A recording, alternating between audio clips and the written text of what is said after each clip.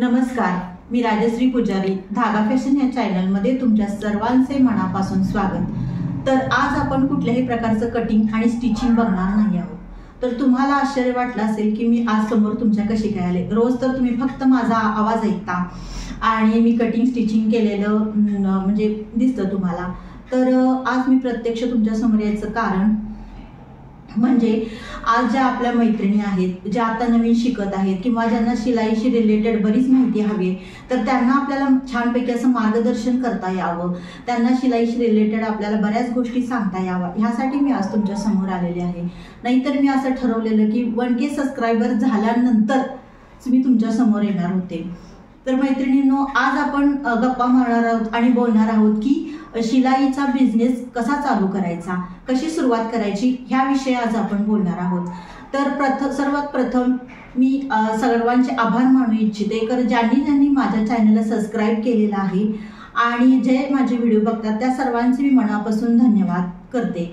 तर मैत्रिणींनो, चला आपण करूया सुरुवात बोलायला। तर बऱ्याच अशा मैत्रिणी असतात की ज्यांच्यामध्ये कला कौशल्य असतं आणि त्यांना असं वाटत असतं की आपण काहीतरी घरात बसून करणं गरजेचं आहे आणि त्यांना स्वतःच्या अशा पायावरती उभं राहून काहीतरी स्वतःचं छोटंसं का असेना पण अस्तित्व निर्माण करायचं असतं। तर मैत्रिणींनो, प्रत्येकीमध्ये काही ना काहीतरी कला असते। तर कुठलीही कला असू शकते, कुठलीही कला कमी नाहीये। तर तुम्हाला रांगोळी येत असेल तर तुम्ही एखादी रांगोळीचा कोर्स करू शकता, किंवा जर समजा तुम्हाला रांगोळीचा कोर्स करून तुम्ही आता बऱ्याच ठिकाणी कार्यक्रमांमध्ये ऑर्डर्स घेतल्या जातात, म्हणजे रांगोळी काढण्यासाठी, लग्न असू दे, मुंज असू दे किंवा एखादा छोटासा वाढदिवस असू दे, तर त्या ठिकाणी पण तुम्ही रांगोळी काढून तुम्ही भरपूर पैसे मिळवू शकता। किंवा तुम्हाला मेहंदीची आवड असेल तर एखादा मेहंदीचा छोटासा कोर्स करून तुम्ही त्याद्वारे पण तुम्ही मेहंदीच्या ऑर्डर्स घेऊ शकता आणि त्याद्वारे पण तुमचं इन्कम तुम्ही चालू करू शकता। आणि जर तुम्हाला शिवणकामाची, शिलाईची आवड असेल तर ही तर कला एकदम बेस्टच आहे, कारण काही तुम्ही घरात बसून अगदी निवांतपणाने करू शकता। तर बऱ्याच ह्या मैत्रिणींना असं असतं की बाहेर जाऊन जॉब करणं शक्य होत नाही। लहान मुलं असतात तर त्यांचे क्लासेस असतात, त्यांची शाळा असते, त्यामुळे त्यांना बाहेर पडून जॉब करणं शक्य होत नाही किंवा बाहेर पडून बिझनेसही करणं शक्य होत नाही। किंवा वयस्कर एखादे सासू सासरे घरामध्ये असतात, वयस्कर माणसं असतात, त्यामुळे त्यांना घरातून बाहेर पडून काही करू शकत नाही। तर तुम्ही घरातल्या घरात आपला शिलाईचा बिझनेस शून्यातून तुम्ही निर्माण करू शकता। तर ह्यासाठी आपल्याला भरपूर असं भांडवल लागतं किंवा भरपूर अशी गुंतवणूक करावी लागते असं काहीही नाही। अगदी तुम्ही थोड्याशा भांडवलामध्ये अगदी शून्यातून सुद्धा तुम्ही हा बिझनेस चालू करू शकता। तर मैत्रिणींनो, तुम्ही सुरुवातीला एखादा कोर्स करा, शिलाईचा आपला क्लास करा। तर तुम्ही ऑफलाईन करू शकता किंवा ऑनलाईन करू शकता। यूट्यूबवर पण बरेच व्हिडिओ आहेत, त्याद्वारे पण तुम्ही तुमचा शिवण क्लास पूर्ण करू शकता। किंवा माझ्याही चॅनलवरती मी अगदी सोप्या भाषेत तुम्हाला समजेल अशा भाषेत मी सांगितलेलं आहे, तिथं पण तुम्ही जाऊन बऱ्याच गोष्टी शिकू शकता। अशा पद्धतीनं तुम्ही तुमच्या शिवणाला सुरुवात करू शकता। अगदी सुरुवातीला तुमच्याकडे जर 5,000ची 5,000-5,500ची मशीन घ्यायची जर तुमची तेवढी हे असेल तर तुम्ही ते घेऊ शकता। नसेल तर तुम्ही सेकंड हँड मशीन सुद्धा अगदी 3-3,500 पर्यंत बसते, तर ती सुद्धा तुम्ही आणू शकता आणि त्याद्वारे तुमचा बिझनेस स्टार्ट करू शकता। अगदी तुम्हाला असा प्रश्न पडेल की सुरुवातीला मी जर क्लास केला आणि मी जर मशीन घेतली तर माझ्याकडे लगेच कस्टमर येतील का, किंवा माझा बिझनेस लगेच ग्रो होईल का, हा बऱ्याच जणांच्या मनामध्ये प्रश्न असतो किंवा त्यांना भीती निर्माण होती, खरंच मी चालू करू की नको, आणि जर बिझनेस चालू केला तर मला त्यात यश येईल की नाही, असं बऱ्याच मैत्रिणींच्या मनामध्ये भरपूर गोंधळ असतो विचारांचा। तर तुम्ही कोणत्याही प्रकारचा विचार न करता तुम्ही ह्या व्यवसायाला अगदी बिनधास्त सुरुवात करा, अगदी शून्यातून सुरुवात करा आणि तुम्ही स्टेप बाय स्टेप, आणि तुमच्याकडे जर पेशन्स असतील तर नक्कीच तुम्ही एक दिवस टॉप लेवलला जाणार। पण तुम्ही न घाबरता, न डगबगता, कसल्याही प्रकारचा न विचार करता ह्या बिझनेसला तुम्ही नक्की सुरुवात करा, कारण मी ही शून्यातूनच सुरुवात केलेली आहे आणि आज इथपर्यंत पोहोचलेली आहे। तर मैत्रिणींनो, सुरुवातीला तुम्ही अगदी आपल्या आसपास बरेच टेलर असतात, पण ते ड्रेस ब्लाऊज शिवतात, किरकोळ कामं त्यांच्याकडे घ्यायला त्यांना वेळ नसतो किंवा तेवढाही नसतं। मग त्यावेळेस तुम्ही असं करू शकता की समजा आता तयार गाऊन आणतात कस्टमर, किंवा त्यांना टिपा मारून द्यायची असते किंवा गाऊनची उंची कमी करून हवी असते त्यांना. परकरला नवीन परकरला टिपा मारून हव्या असतात कारण त्या कच्च्या असतात. तयार जे परकर आणतात ते तुम्ही मारून देऊ शकता किंवा तयार ड्रेस आणतात त्याची स्लीव्ज लावून हवी असती तर ते पण तुम्ही स्लीव्ज लावून देऊ शकता. तुम्ही फिटिंग करून देऊ शकता.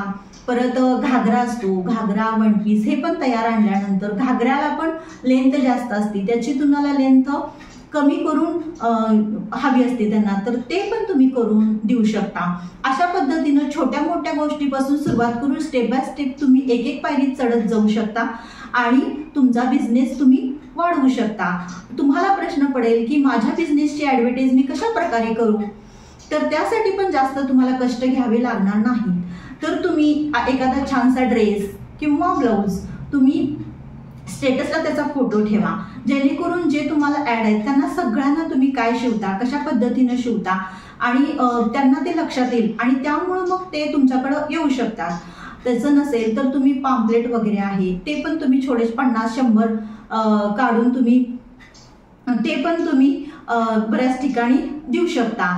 त्याच्यानंतर तुम्ही एखादा छोटासा बोर्ड करू शकता आणि बोर्ड घराच्या बाहेर जरी लावला तर येणाऱ्या जाणाऱ्या लोकांना तो बोर्ड दिसला की ते तुमच्याकडं ड्रेस ब्लाऊज टाकायला येऊ शकतात. अशा पद्धतीने तुम्ही तुमची ॲडव्हर्टाईज करू शकता. तुमचा जर समजा एखादा BCचा ग्रुप असेल तर तुम्ही किंवा तुमचं असं छोट्या मोठ्या म्हणजे महिलांचं काही हे असेल तर त्यामध्ये पण तुम्ही जाऊन तुमच्या व्यवसायाची ॲडव्हर्टाईज करू शकता. किंवा मंदिरामध्ये तुम्ही गेला तर त्या ठिकाणी भरपूर बायका असतात त्या ठिकाणी पण तुम्ही तुमचे पॅम्पलेट वगैरे देऊ शकता. अशा पद्धतीने तुम्ही तुमच्या व्यवसायाची किंवा बिझनेसची ॲडव्हर्टाईज करू शकता.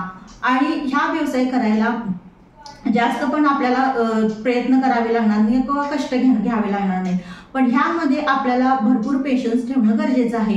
लगेच तुम्ही एखादा बिझनेस चालू केला आणि लगेच त्यातून तुम्हाला भरपूर इन्कम प्राप्त होईल असं नाही. तुम्हाला हळूहळू करून तुमचं इन्कम वाढत जातं पण नक्कीच वाढतं. पण तुमच्यामध्ये ती जिद्द हवी, चिकाटी हवी. पण एक ना एक दिवस तुम्ही टॉप लेवलला नक्की जाणार. तेवढा विश्वास तुम्ही स्वतःवर ठेवायला हवा आणि अशा पद्धतीनं तुम्ही तुमचा बिझनेस चालू करू शकता. आणि काही वेळेस असं असतं की बरेच आपल्या आसपास टेलर लोक असतात आणि काही जणांनी साड्या पिको फॉलला पण ते देतात. मग त्यावेळेस पण तुम्ही जर तुम्हाला अजून तुमचा बिझनेस किंवा ओळखी जास्त नसतील तर त्यातून पण तुम्ही त्यांच्याकडून साड्या वगैरे घेऊन येऊन त्यांना फॉल लावून देणे किंवा ब्लाऊज नुसता शिवून झाल्यानंतर त्याचं काम होतं असं नाही. त्याचं परत फिनिशिंग असतं, हुकलूक असतं, परत हेमिंग असतं, ही बरीच कामं असतात. तर ते पण टेलर लोकांना अशा ह्यांच्या शोधात असतात की कोण हे काम करेल तर त्या ठिकाणी पण तुम्ही जाऊन विचारू शकता की तुम्ही आम्हाला हुकलूकला ब्लाऊज देऊ शकता का. तर तिथून पण तुम्ही सुरुवात करू शकता तुमच्या व्यवसायाला आणि अशा प्रकारे तुमचा बिझनेस तुम्ही स्टेप बाय स्टेप पुढे नेऊ शकता. कारण ह्यातून कसं आहे आपल्याला कुठं जायची गरज नाही कारण एकदा ओळखी वाढल्या आणि एकदा आपला स्वभाव कस्टमरला कळाला, एकदा त्यांचा विश्वास जर तुमच्यावर बसला तर नक्की ते कुठंच ब्लाऊज ड्रेस टाकायला जाणार नाही, ते तुमच्याकडेच येणार. आणि अशा पद्धतीनं तुम्ही शिलाईचा बिझनेस हळूहळू करून वाढवू शकता. तर मैत्रिणींनो ह्यामध्ये तर गेले 15 वर्ष मी हा शिलाईचा बिझनेस करते. तर माझे जे काही अनुभव असेल मी तुमच्या सर्वांबरोबर शेअर करणार आहे. तर सुरुवातीला तुम्हाला हजारो मिळतील पण हजारोचा बिझनेस लाखोपर्यंत कसं जाईल हे तुम्हालाही लक्षात येणार नाही.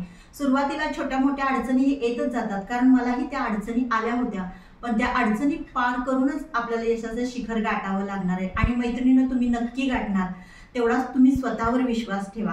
आणि आज मी 2 पार्ट बनवले आहेत कारण ह्या जर व्हिडिओमध्ये मी बरंच काही सांगितलं तर हा व्हिडिओ फार लांब होईल. त्यामुळे पार्ट 1 आणि पार्ट 2 असं मी तयार केलेलं आहे.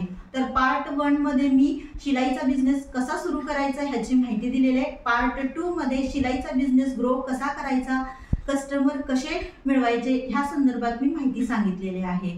तर अशा पद्धतीनं बऱ्याच महत्त्वाच्या गोष्टी मी पार्ट 2 मध्ये पण सांगणार आहे. तुम्ही हा पार्ट 2 नक्की बघा, मिस न करता.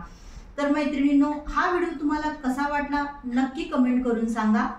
तर सर्वांचे मनापासून धन्यवाद. चला भेटूया नेक्स्ट व्हिडिओमध्ये.